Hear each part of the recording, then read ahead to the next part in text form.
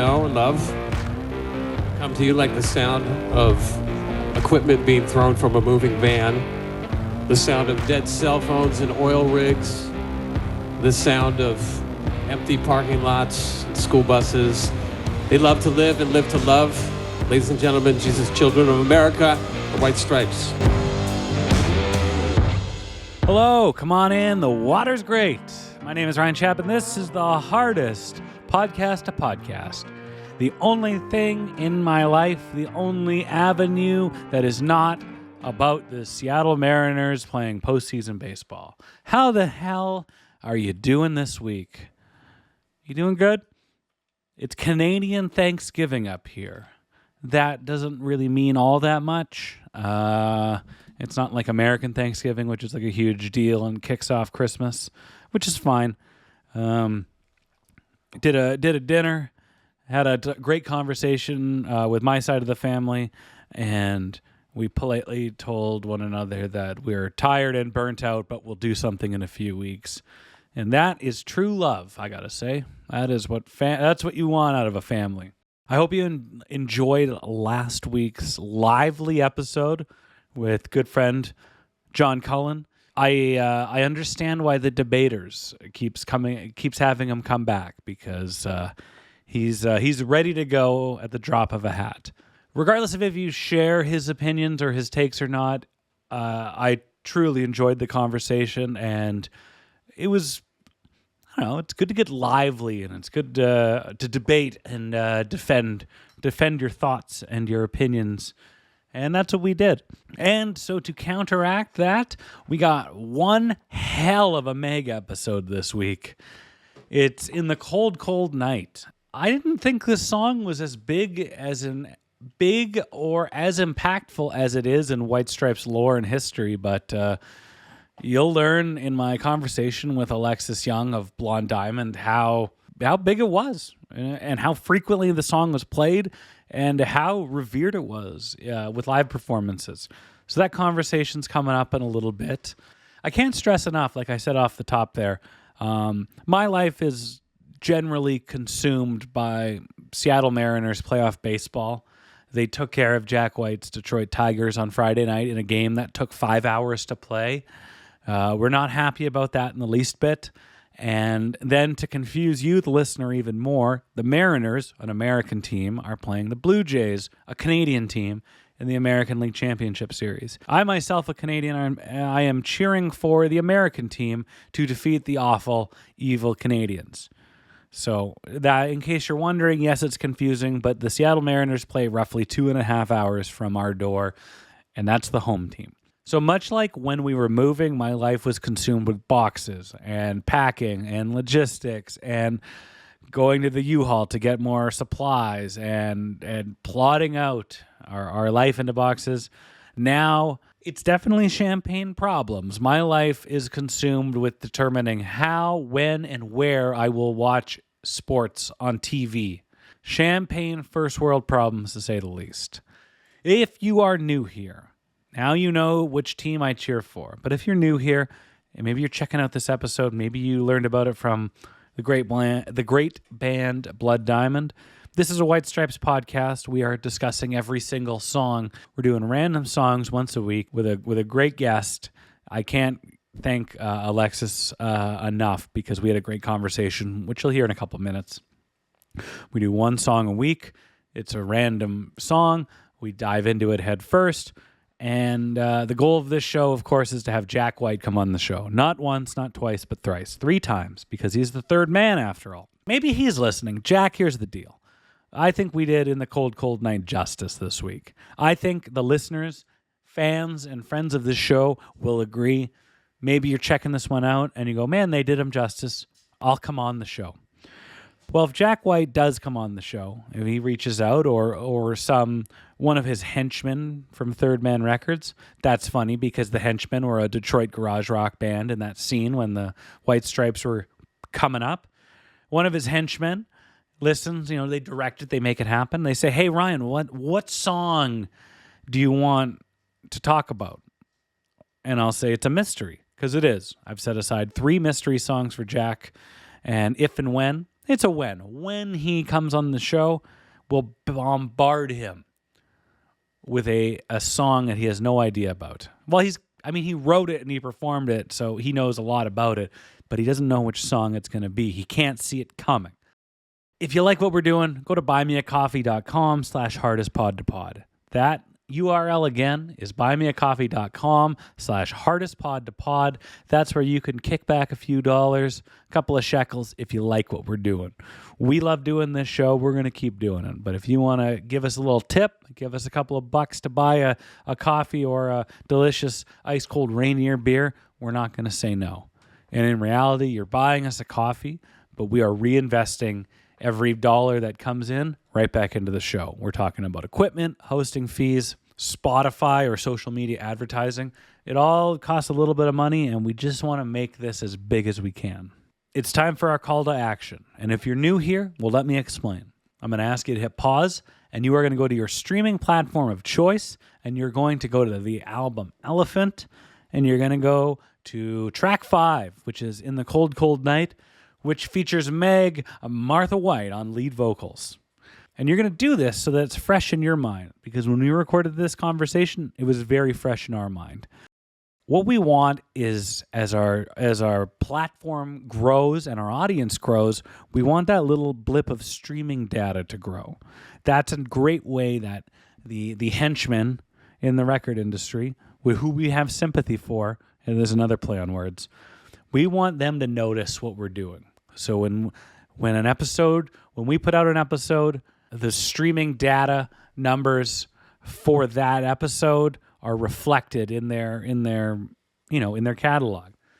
So that's a great way to help.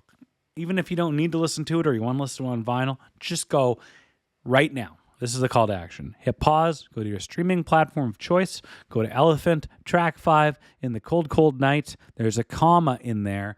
Fire up that song. Maybe it's been a little while since you listened, to get it fresh in your mind, because I am going to be speaking with Alexis Young of Blonde Diamond right now about In the Cold, Cold Night.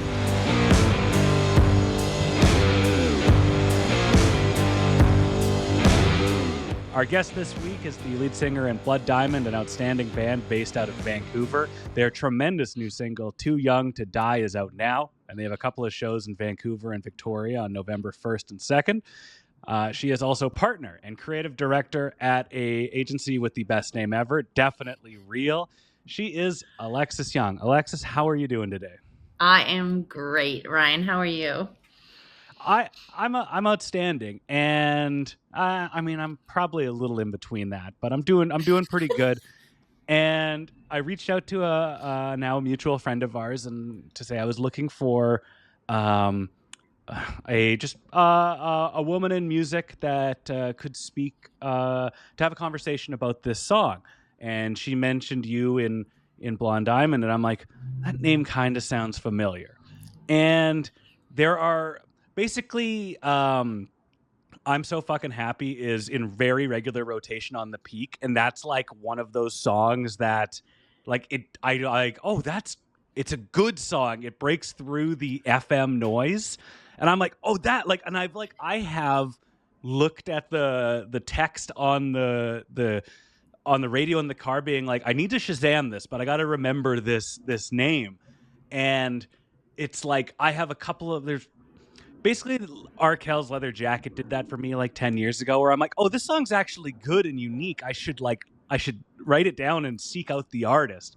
So once I learned that you sang that song, which is like I hear all the time and it's not a skip or a changeover, I got really stoked to talk about this song with you. So thank you for putting out a sick couple of songs. Hey, thank you. That definitely makes my day. I love to hear that, it cuts through the noise and it's not a skippable, like get out of here track. Yeah, that's amazing. No knock to like Vance Joy, but it's not like Vance Joy. No disrespect. Yeah, Mr. Joy. He's out here. He's a legend. Let's get into it. Tell me about your connection to the White Stripes. Okay, well, My first kind of foray into the White Stripes world, I was trying to remember specifically if my brother actually gave me a CD or if I went to HMV and bought my own CD. And I can't remember which of the two, because around that time, a lot of my music taste was influenced by my older brother.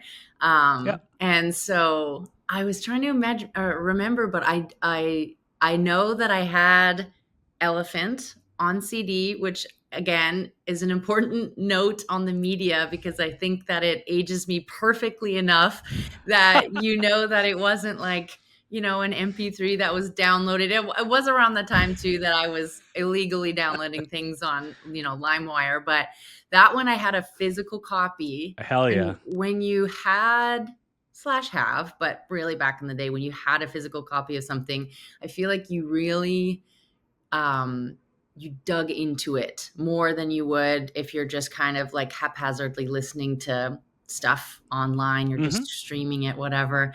And so I had Elephant on rotation of like, you know, one of maybe 5-ish albums at the time that I would listen to on the bus going to school in the morning.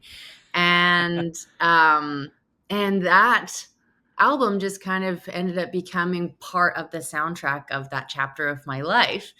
And so, when you know, reached out to talk about this song, and I was like, oh yeah, no problem. I mean, I have things to say about this, you know, specifically this song in particular, like, you know, I'm sure we'll get into it more, but like such an amazing, like, I don't know, reprieve from the rest of the album too. Like it's such it was such a dip into another world. And so anyways, yeah, I had a physical hard copy of Elephant. I mean, I think I bought it after it came out, probably 2004, 2005, but Sure, yeah. early on in that era. I love the way you phrase that because it'd been a minute or two since I'd listened to Elephant front to back. And I kind of wanted to get an idea of where In the Cold, Cold Night kind of landed in the album, listening with my grown-up ears, and kind of how Meg sounded on that and on the last track, It's True That We Love One Another. And it's like the first the first 4 songs of Elephant are so loud and just go so hard, and then it falls off a cliff, and I'm like they better start the next side of that record with In the Cold, Cold Night. Otherwise it is good. You know, it's just so jarring. Yeah. But it dips in the way you described it. It dips into another world. It's that's so eloquently put. And I couldn't agree more because it just shows in an instance, the album turns on a dime and it shows you just how dynamic this incredibly simple band is. And it's perfect. Yeah, you know, and it shows the range. And I think that like the world was so captivated when this album came out. And, you know, I was one of probably, you know, millions of people who learned Seven Nation Army on guitar. That was my first song that I ever learned how to play on guitar in amongst, you know, like half of the world. And it was so like infectious. Like there was something about it that you like couldn't kind of shake out of your bones. You're just like, this rules. And I can't really put my finger on it. And when, you know, if Seven Nation Army was like the gateway drug into that world, and you come in and then you're kind of experiencing this frenzy of like badass rock and, you know, just like I don't know, just like snarling, hissing guitars and just like cool drums that are just so infectious and catchy. But then it dips into The Cold, Cold Night, and it's like, whoa, where did all the noise go? It's like it's kind of like it's like you walked through this like portal and like left behind the like cacophony of the regular world behind you, and you slipped into like an inner moment of thought where you're like in this kind of bubble where you're like, wow, like the rest of the noise of the world has now died away, and I'm just here alone with this thought, and I'm just living in this moment. And then it kind of kicks back up again, and then you're like, okay, no, we're rocking. What was there was a lot. There, you said earlier, there's like this was an album that was like, kind of, took rock and kind of alternative music by storm, and there was a lot of buzz behind a few things. The way they recorded the album, which was in a studio called Toe Rag in London that like the Beatles recorded at, and they had all this like gear exclusively from like, I think everything capped out at about 64. So everyone's like, oh my God, they've recorded this like insanely old timey album. We also joked about illegally downloading music. This album was recorded about a year before it came out, but it was so White Blood Cells was so popular that they kind of shelved it. So it did kind of make its way onto the LimeWires or the Kazas or whatever contraption destroyed your parents' computers. But so there was like a lot of expectation for it. One thing that's interesting is they put out a promo single, and Seven Nation Army was the A-side, and of all tracks, In the Cold Cold Night was the B-side. So like there was some, it feels like the band really really believed in this song. And I'm curious your thoughts the first time you heard, what went through your head, or how did you interpret Meg singing like as a kid, like when she comes on lead vocals, because this was her first time?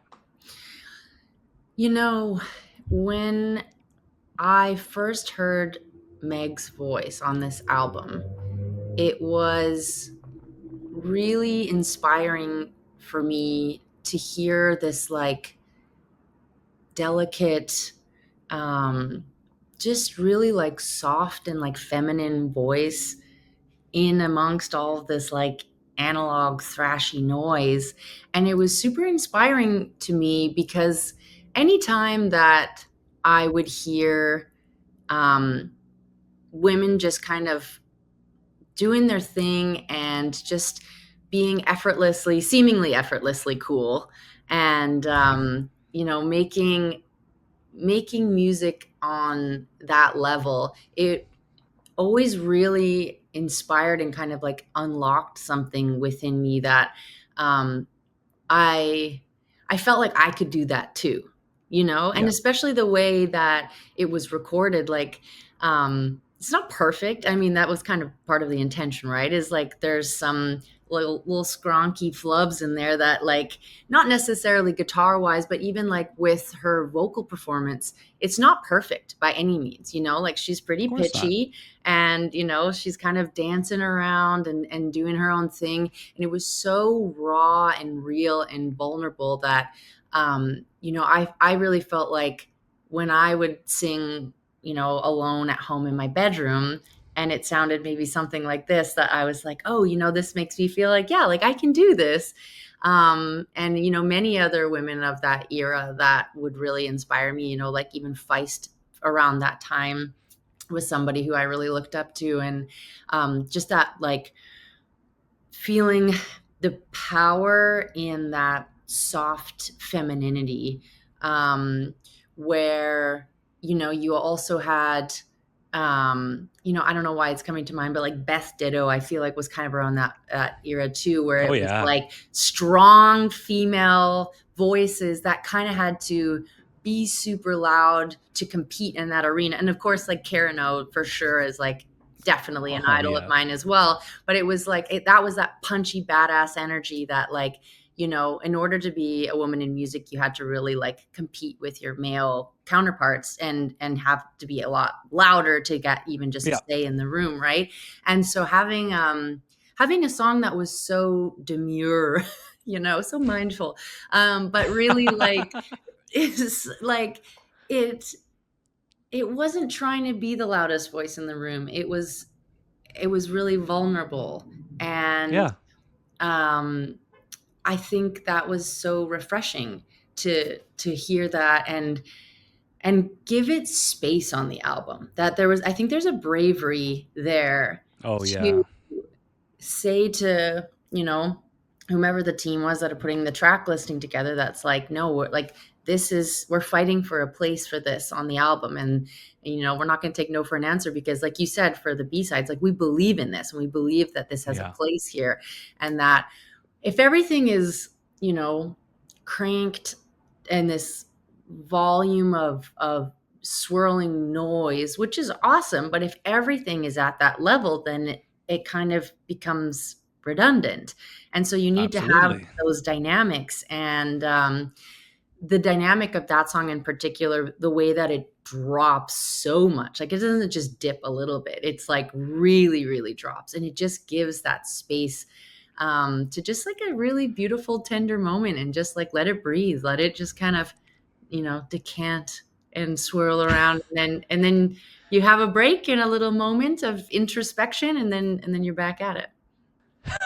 I mean, there's so much to take away from that perfect model. Like you hit on so many perfect thoughts, but like you go when the loudness ends, you're immediately transported to this quiet, delicate song that leaves so much space. Like there is so much space for your mind to paint a picture, or to listen to the story that Meg is narrating, or put yourself into a scenario of, like it is an intimate song. It is literally and figuratively intimate. And it does such a good job of creating that atmosphere. Like when I listen to that song, I'm like immediately transported, like, there is a dark bedroom. There is somebody on the edge of candlelight, and you are like, they are yearning, they're lonesome, they're wanting a return. And like the way they tell that, and the way they paint that picture is like, it's so impactful that it doesn't need to be perfect. There doesn't need to be like I'm not sitting here going like, well, her pitch was off there. I'm going, this is Meg playing the role of a vulnerable, lonely character and doing it perfectly. A lot of White Stripes songs, they like through that cacophony of loudness, and the way Jack sings, like he is an amazing lyricist, but he has kind of the same case with other rock singers. Like, you're like, what did he say? It sounded cool, but I'm not 100% sure. You go and you read the lyrics and you're like, okay, well that is cool. I like that. But like, there's never been a misinterpretation of In the Cold, Cold Night. Like it is so matter of fact. And like outside of pumping a little reverb on her vocal track, like it's raw and authentic, and you can she enunciates every single lyric, and there's no misinterpretation. Exactly. Yeah, there's like a clarity to not just like the voice, but the message, and I think that there's also something so painfully feminine about singing about the cold night too, and just being alone. And maybe there's a bit of like the universal experience in that, but I don't know, there's something, maybe it's because in my mind, I'm visualizing the moon, which is like, historically feminized, and you've got like maybe this full moon that's cascading down, it's bathing you in this like cold moonlight, and then you have this like woman here alone, and they're feeling cold, and there's like something really scary and terrifying and sad about it, but there's also maybe something kind of empowering too about like you're going through it alone, and you're doing Absolutely. it, and you're making it, and even though it's like it's hard in the moment, but maybe there's like an element of resilience there, Yeah. Like, she's singing for, what she wants or what she desires, but it's not like she's going to, go against her values or put herself in a dangerous spot to get what she wants or she needs. And you talk about the lonely night, and from the feminine perspective, it, you painted a perfect picture.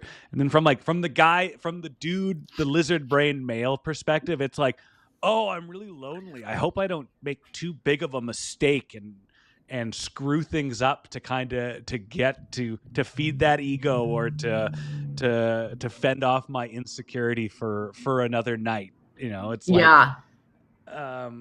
what is it, the David Duchovny line, a morning of awkwardness is better than a night of loneliness. And like, well, that's how a guy thinks. Yeah.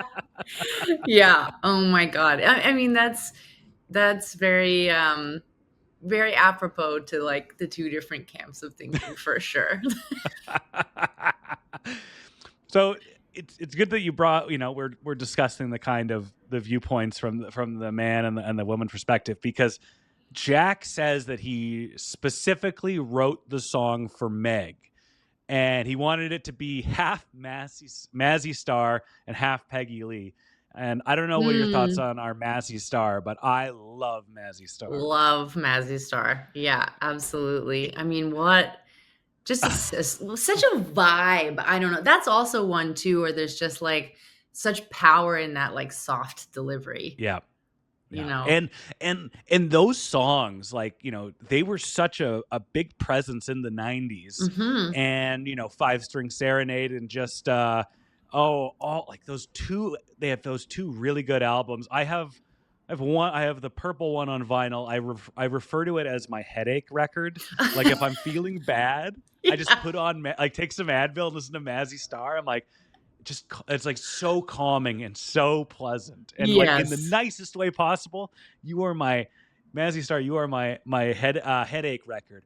But like that's a powerful band, and for Jack to Mm. be like, I think Meg can pull that off. Like it's heartwarming to me because Meg is arguably and self-admittedly the shyest, most reserved, quietest person there is. That Mhm. her privacy only rivals Bob Dylan, and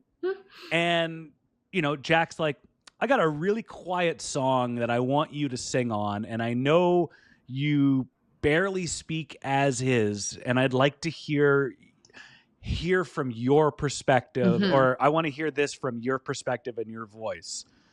What is it? Am I taking that as a huge compliment, or is it just doing business with the White Stripes? Well, it makes me really wonder, and I don't know if you maybe have any insight on this from, Mm-hmm. some of your research, but like I wonder how much convincing it took for her to do this song. Like if it was like please come on, and like trying to just like hype her up and be like, you got this, you can do this, like you could be like Mazzy Star and Peggy Lee, like that's super rad.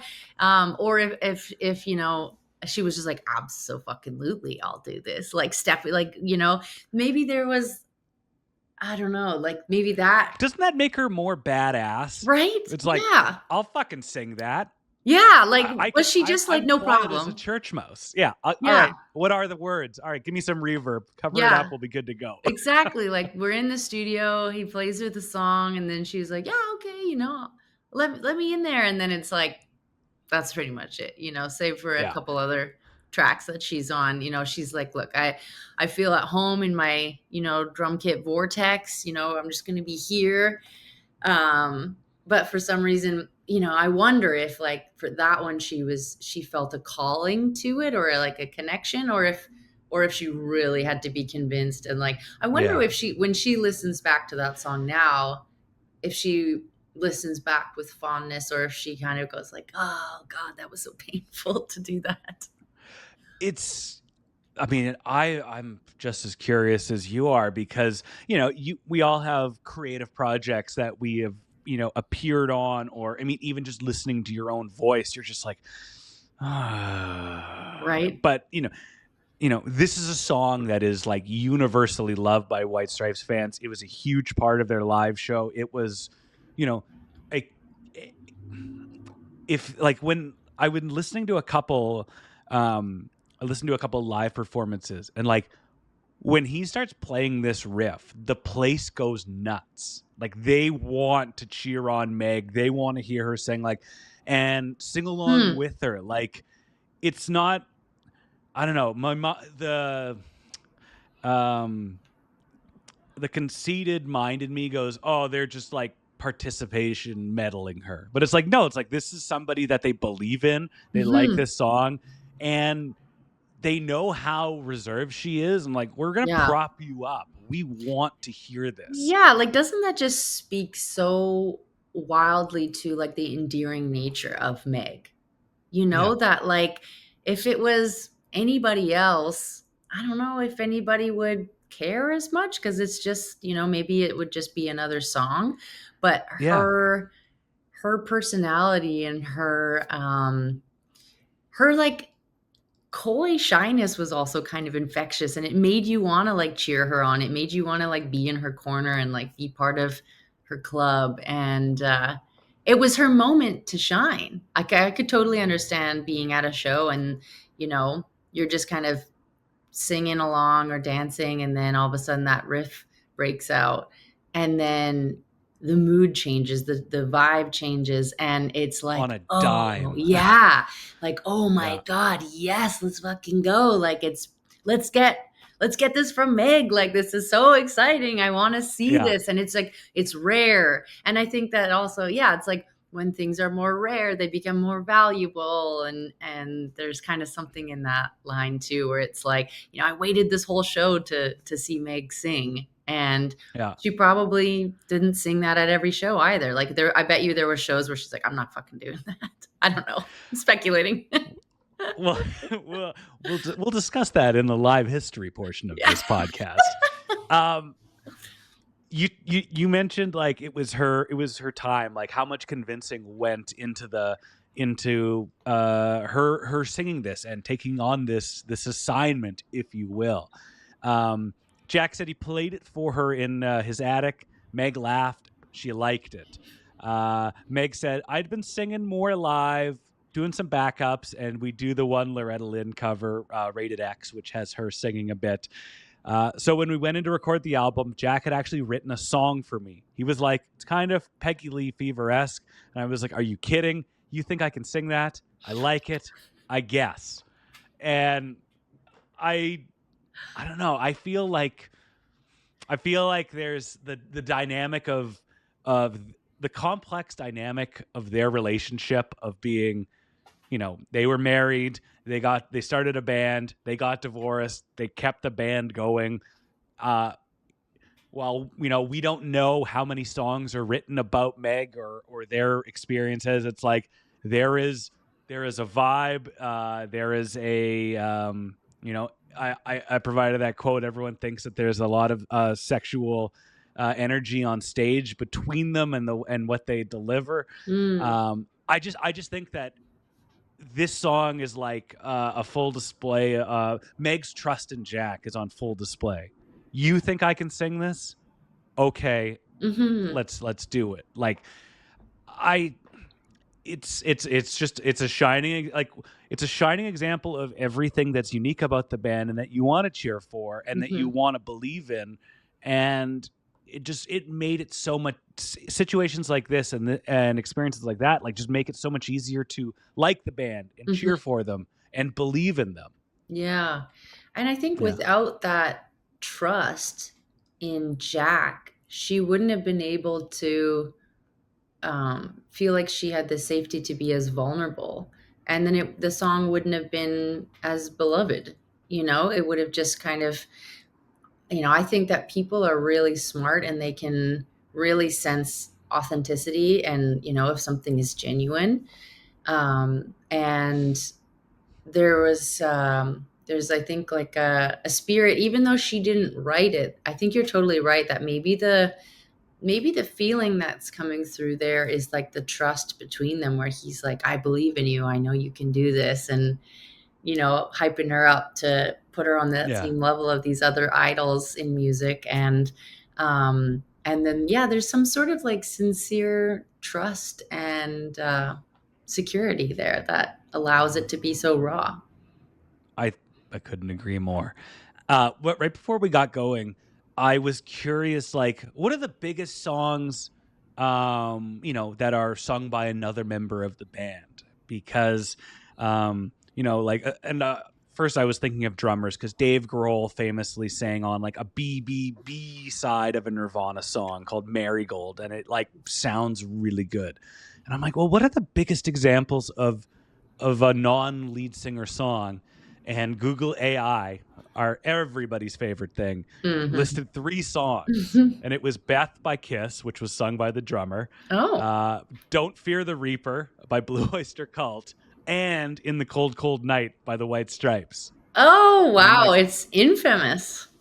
It is. I love that. Like, I'm like, where would it be? And I even asked for a list. I'm like, oh, it's third on according, you know, the horrible AI scouring the internet. That is where this beautiful, quiet little song lives, and it just makes me appreciate it that much more. Wow, that's cool.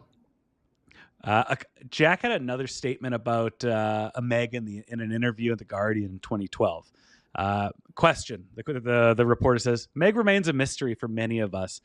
Even if we understand that she maybe in some way hold the keys to your success. Is she the Mo Tucker of the 21st century, some kind of naive genius? And Jack replied, there's a lot of it that she doesn't understand herself and doesn't understand what she's providing to the music that's being made, or even iconically to the world, and how identifiable it is and how inspiring she is to people. I don't know if she can really comprehend it. Part of her doesn't care, even if it's true. I mean, that's it's so badass to not care. You know what I mean? That like you just do what you want to do, and you don't get caught up in what other people think about you, or kind of speculate and like it's kind of funny. There's like that lack of awareness is really like a naivete, and there's kind of there's 2 things kind of at odds with Meg, which is one, there's this like naivete or this like innocence that she's just like kind of playing and doing her own thing, but then there's also this like rooted almost wisdom in the confidence that she has. That it's like she knows something that you don't. And they're kind of at odds with one another, but maybe that like that mixture is I mean, part of what makes her so special and unique. That, you know, like you either have people who are full-fledged, you know, innocent naivete, and they're just so ignorant to whatever's going around them that they can't like get a handle on it and channel that into something that maybe is connected to other people. Whereas like you have some people who are like too self-aware for their own good, you know, or too confident for their own good, that it comes off as too arrogant and too smug, and people are just like, ugh.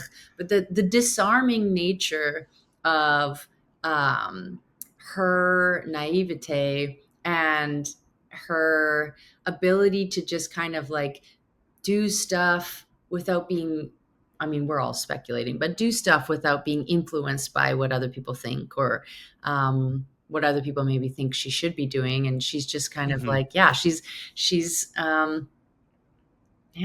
like, I don't know if I want to say the eye of the storm, but it's like things are happening around her and she's just being Meg. I'm so curious, and we'll probably never know. It's, you know, the White Stripes became popular in probably the most toxic, the worst era of like toxic masculinity in like the 2000s. And you know, she got served such a raw deal. Everything was about her abilities or her appearance, and it makes me wonder, like, she still has that naivete and that like demeanor of like, a wisdom, and like I'm choosing to go through life like this, and we don't know how much the storm of critiques and shitty comments and press about her got to her, right? But we'll never know, because it was just an incredible, not, I don't want to say poker face, but it's just like the way she carried herself and the way that she wanted to contribute to her band's art is endearing, is an understatement. And she weathered so much without, and we'll never know. Like, obviously the White Stripes, wrapped things up because of her dealing with acute anxiety, 15 years ago. And Jesus Christ, we're all anxious millennials. Like, anybody that doesn't have anxiety is a weirdo now. Totally. So like, what? You don't have anxiety? Where do you live? And can I move there? Where's this bubble of safety you live in? Exactly. Like, there's, you take the quietest, shyest, reserved person who's also in just seemingly dove into the challenge of being vulnerable in front of a microphone and on stage and dealing with all of these shitty critics. Like the more I go on, the more I read up on Meg or Meg interviews or quotes about her, I'm like, that's like one of the strongest people ever in rock and roll.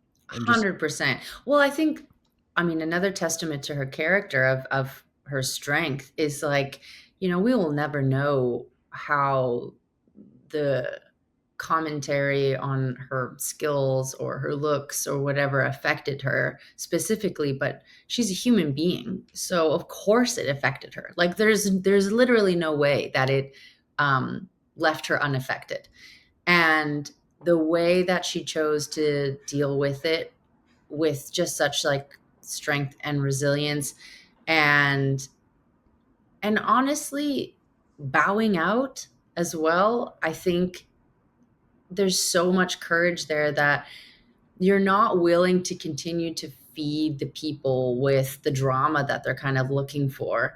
And she was just like, yeah, I'm not here to like serve and entertain you any longer. I just want to go back to living my life and not, like where there's people who kind of feel like they have that anxiety, but they continue to feed the beast, and let people tear them apart continuously over and over again. They just keep coming back into the limelight because they're like addicted to it. And she was like, fucking peace out. This is not serving me. And therefore I let it go. And I don't know what she's doing now. I hope that she's like living on a farm somewhere in like, Tennessee and just fucking chilling. Like, I don't know. Maybe you know what she's doing, but I'm like, I hope that she's just, and I was hoping maybe your research was like, actually, she's living in Nashville, or I don't know. But no, yeah. She like, and I like in the world that we live in of how connected everybody is, and anybody, like, there's 2 photos of her since like the White Stripes like ended. Like, that's the life she lives. And also I also think that's the the way she chose to live her life and present herself. It's like, I think that if you're a White Stripes fan and you see Meg, you're like, let's just there. I know she's there. I don't need to do anything else. She it's like seeing a celebrity you like in a restaurant, and you're like, you don't want to bother them. And it's like, you can just nod and maybe they'll nod back. I don't know if you've ever had that kind of encounter, but it's like, anytime I've seen a celebrity in the wild, it's like, unless it's a situation in which it's like appropriate to talk with them, you're at an event or something, but it's like, usually I'll just kind of, tip my hat and they'll tip their hat back. And it's like, I know. where it's like, I see you. And then the other person is like, thank you for not fucking bothering me. Where it's like, live and let live. And Meg doesn't exist like that in the world. She's just like, she did her thing. And I don't know, there's also something just like so poetically artistic about, her just, getting in a band and playing music for the sake of playing music and getting kind of swept up in their meteoric rise, and then just being like, and I'm out because I don't like this anymore. And I don't like what this is bringing to my life, because it's no longer about the art and the artistry and the fun of making music. Now it's like, it's political, or, you know, it's just bullshit. And I just love people who don't have a threshold for bullshit, because, you know, sometimes I can get swept up on that. And so just personally, whenever I see someone that's just like, yeah, I'm done with that, I'm like, oh, that's so great. What's that like? Yeah, what's that like? Like, oh my God, you know, as a recovering people pleaser myself, I'm like, oh, I would give anything to just like, you know, walk away and be like, yeah, nope. If you don't like it, that's a you problem. I couldn't agree more. Yeah. Let's go into the song's impact, or the legacy, and the band's existence. Pitchfork, they didn't like Elephant. They gave it a 6.9. Oh, boo. They were in love with White Blood Cells on the first two records, but they had to shit on Elephant. Of course, they're like, the first is the best, and then they sold out. Yeah.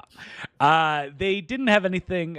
Meg White, they wrote this about Meg. Meg White, meanwhile, pleads to her man on In the Cold, Cold Night like a coy Mo Tucker or Georgia Hubley, more so than the Take No Sass Patsy Cline or Dusty in Memphis. And The Enemy, who loved the album, gave it a 9 out of 10. When he gives Meg a song to sing in the Cold, Cold Night is unambiguous, and it's carnal. Oh, I always mispronounce this word. It's carnal nature. Oh, there, we fixed it. A calm, come on, pitch somewhere between Brenda Lee and Mo Tucker. Perhaps, I love this, perhaps all those apparent flaws of fickleness and duplicity lie in the minds of men, not women. Okay, interesting take. Also, like, Jack gives her a song to sing. I'm like, literally, sure, if he wrote it for her, but they're in the band together. It's like, exactly. Not like they that. had a conversation and like they agreed Meg can sing on this song, or it's like Jack threw her a bone and like, you know, I'm gonna break off a piece for you. Come on. And one for the lady, you know, like that's icky. I don't like that one bit. That right there, I feel like is a sign of the time where it's like, women get one and don't be greedy either. Ringo got one. George got one. Yeah. And Spin Magazine, they gave the album an A. And they said, and Chuck Klosterman wrote, prior to Elephant's release, people made a big deal about the news that Meg would finally sing lead vocals on a studio track.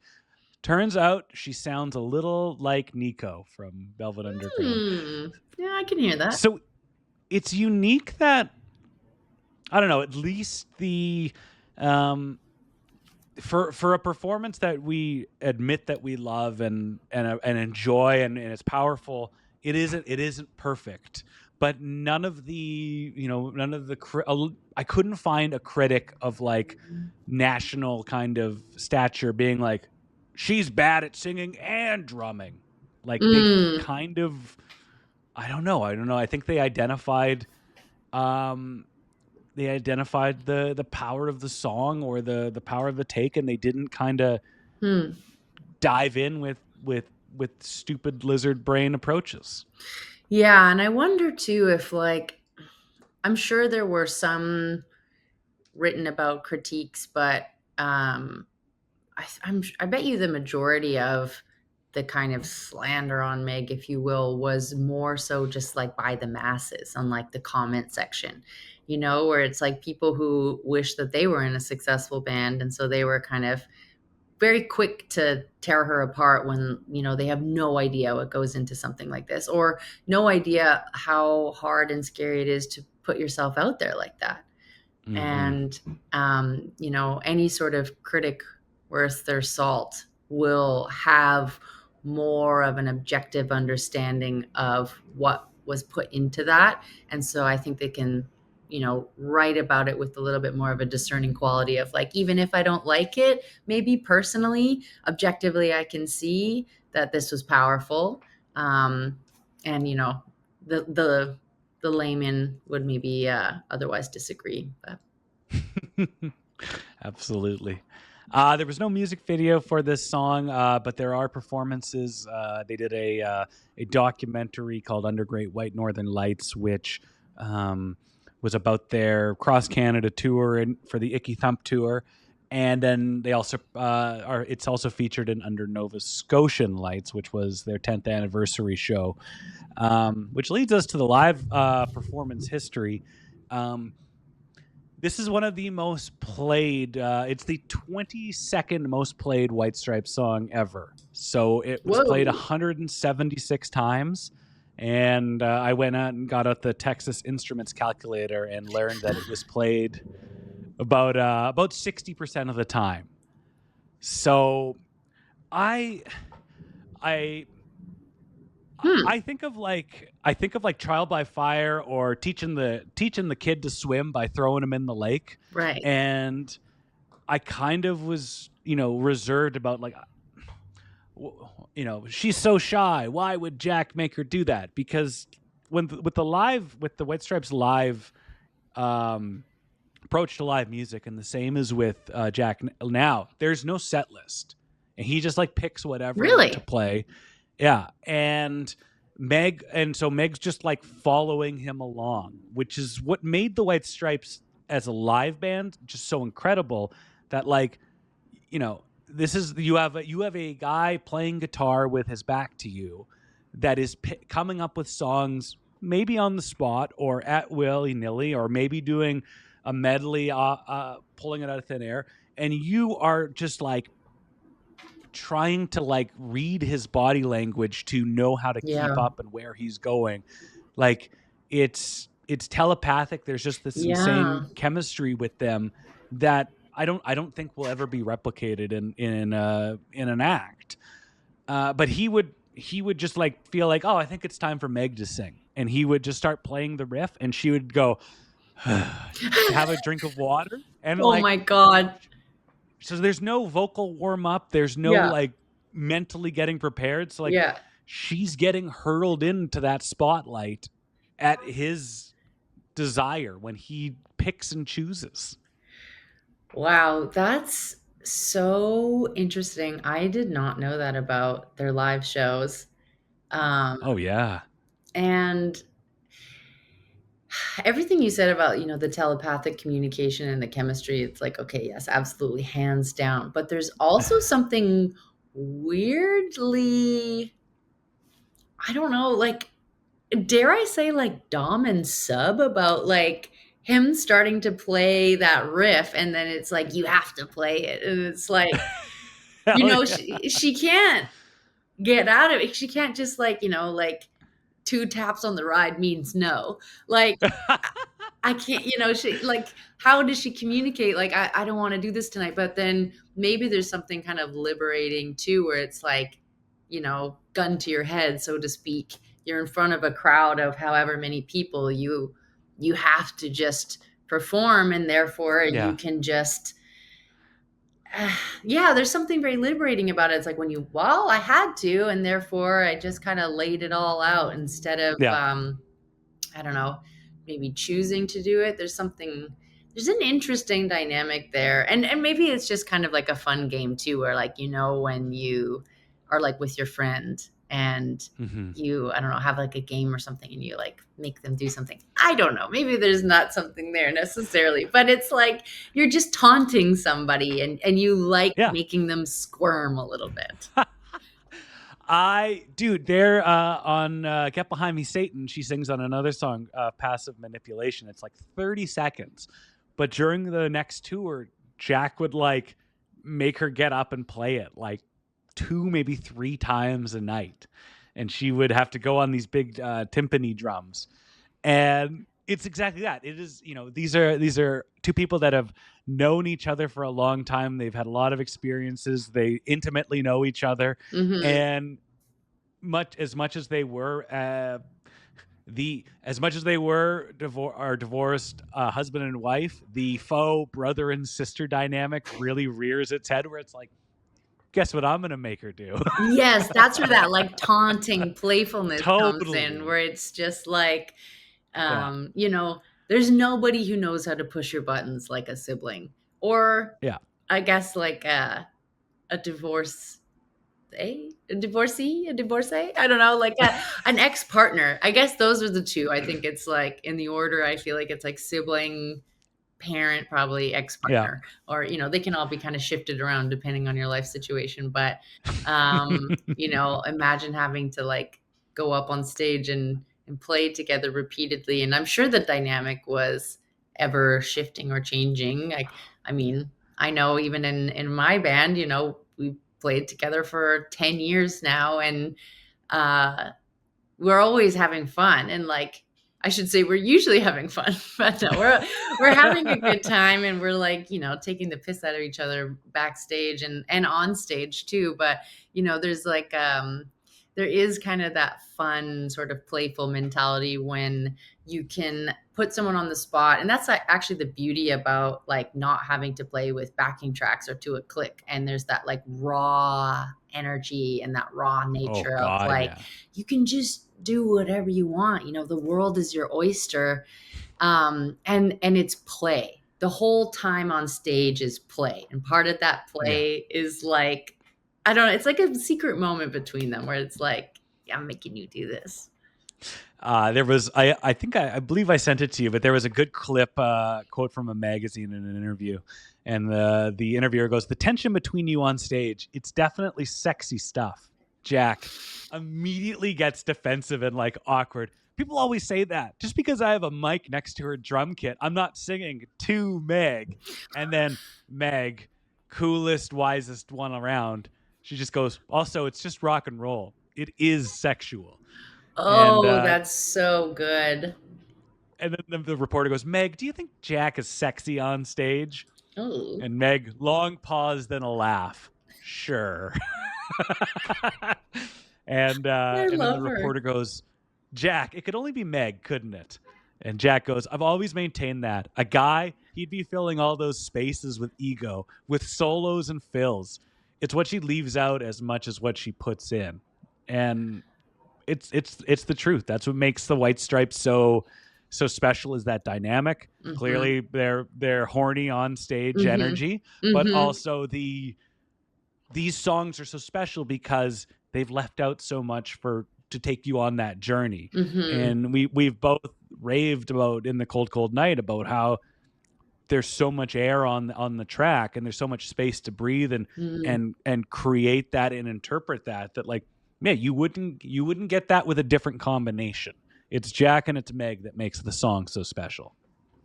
Absolutely. And it's such an inspiring combination that, like, even just now thinking about that, for me, the way that I approach writing or stage or whatever, like stage performance, just coming back to that core of having the confidence to leave space and allowing yourself to place the space to play. Damn, that's just like, not everyone can pull it off in a way that is so effortlessly cool and Yeah, and confusingly sexy. Like, that's it's totally. confusing. I think that's part of their like mystique, that it just left people wondering what was going on, and I think that they had a lot of fun with that.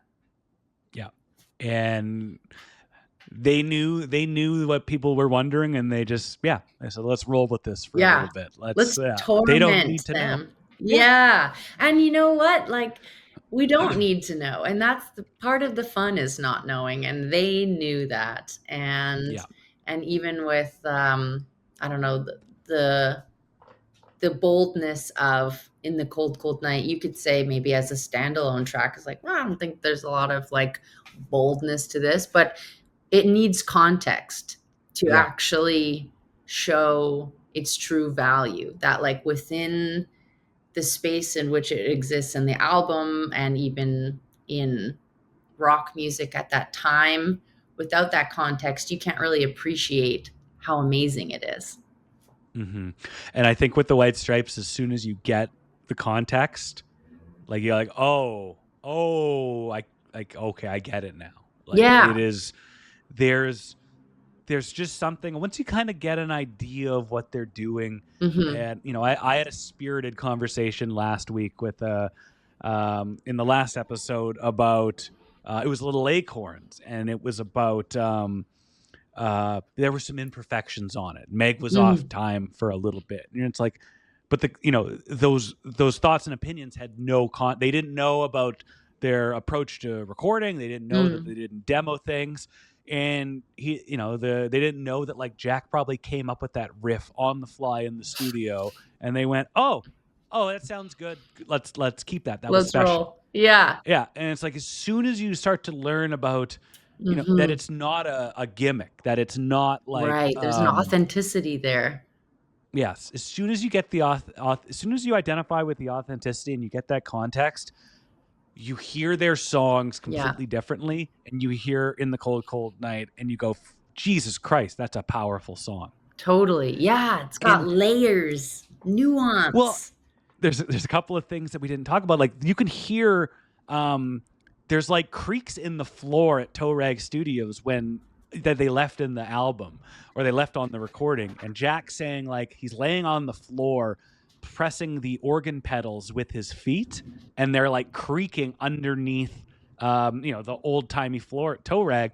And then it's like, Jesus Christ, the one of the lyrics Meg is singing, like I hear the creaking of the kitchen floor, and it's like, why wouldn't we keep that in? Like totally, the imperfections just make this song that much more special. Like it's awesome. It's so cool.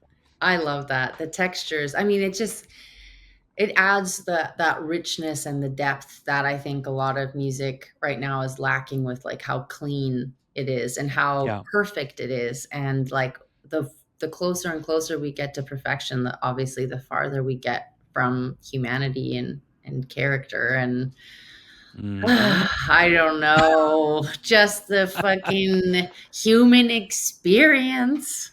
Who would have thought it would be just so coveted and just so just not something that we experienced it's not an everyday thing anymore, and it's just unfortunate. A couple quick things before we wrap up. The song was played 176 times. They first played it before the album came out in London, England in 2003, and the last time the White Stripes played this song was their last proper gig ever in South Haven, Missouri, on July 31st, 2007. And I think I put it out there. We were talking about the teasing, the taunting with Jack making Meg sing the song, and the taunting, but also layered with that trust. Like there's a couple of great live performances out there on YouTube of like there's not a gun to her head. Like she's not forced against her will. Yeah. And there's a good performance from 2003 where she, her voice cracks. Like she's about to finish the song. She's doing a great job. The crowd's loving it. And like her In the Cold, and you could hear, she's such a soft singer that the mic's so loud. You hear Jack laugh behind her, and she's laughing too. Like she was like, there was she was comfortable enough to do the song, to keep doing the song, and to laugh off a mistake and not take it so seriously. It's just, I never would have thought that from Meg. I thought it was just, he's doing it again. He's making her sing. She doesn't want to do that.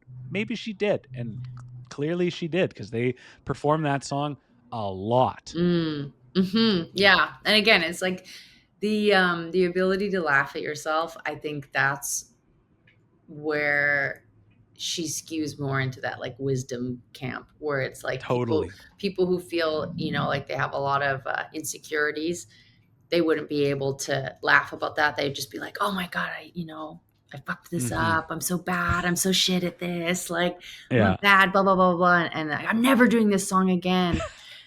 But like, she's just like, I don't know. There's, that calm, cool, collected ability to just be like, yeah, so what? My voice broke and it's funny and we can laugh about it and it's not a big deal.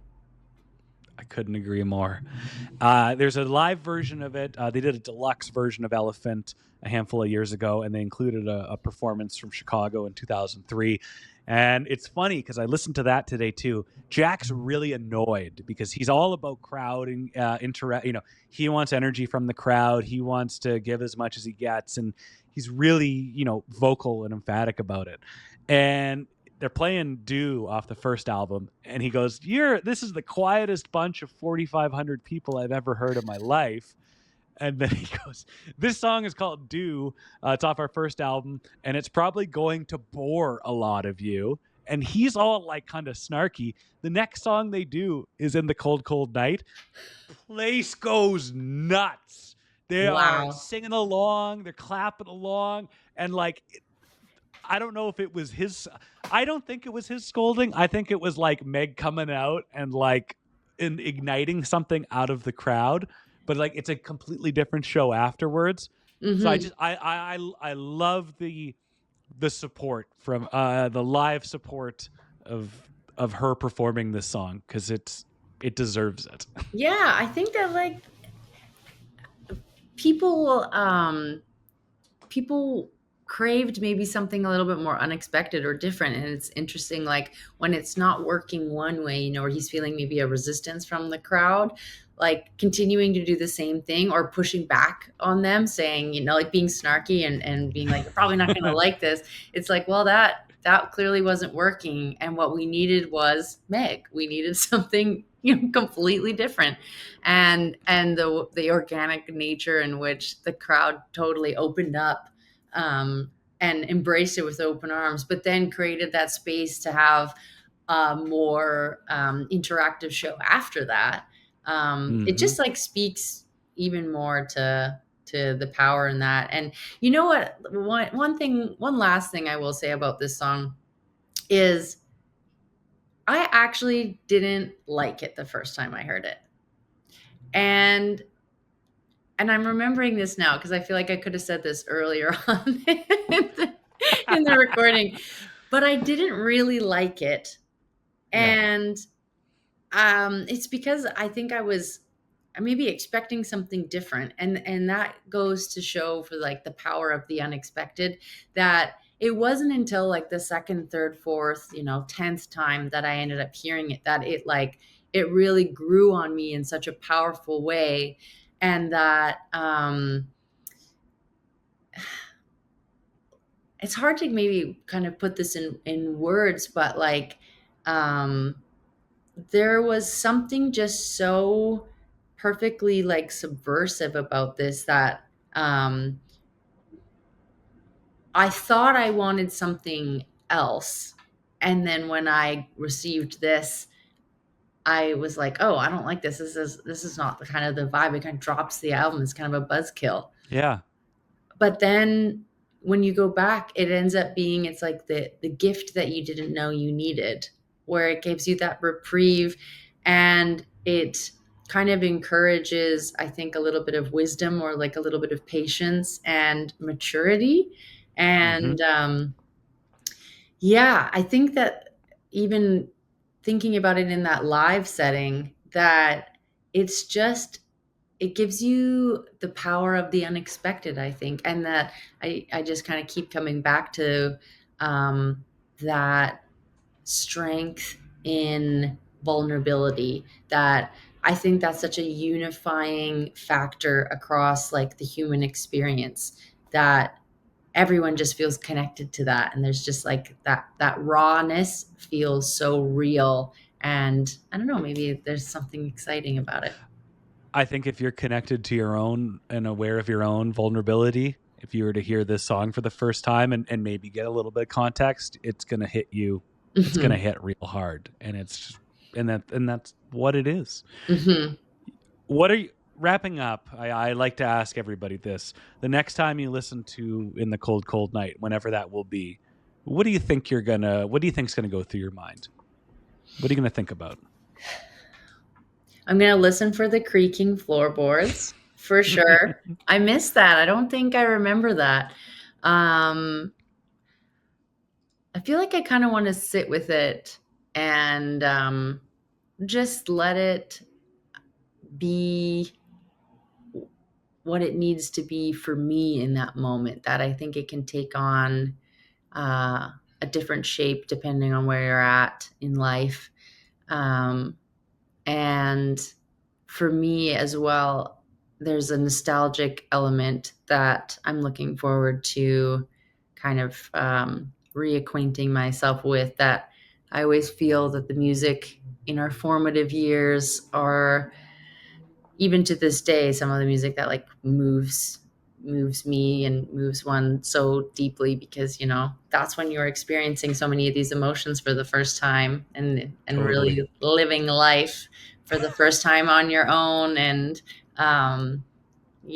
there's something really special about that. And so I'm excited to go back and honestly put on the whole album. Maybe I'll go through the whole discography. Hell, let's see what happens.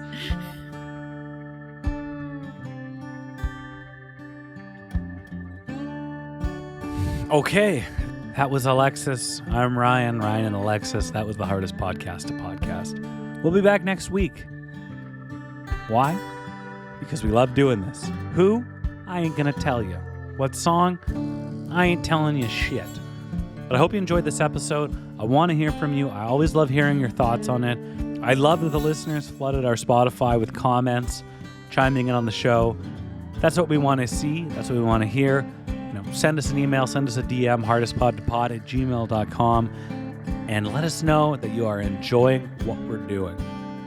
That does it for this week. This is the Hardest Podcast to Podcast. It is hosted and produced by Ryan Schaap. Artwork by Catlin. Amanda Schultz is our assistant editorial producer. And the big dog, Mike Noble, he's our Gato.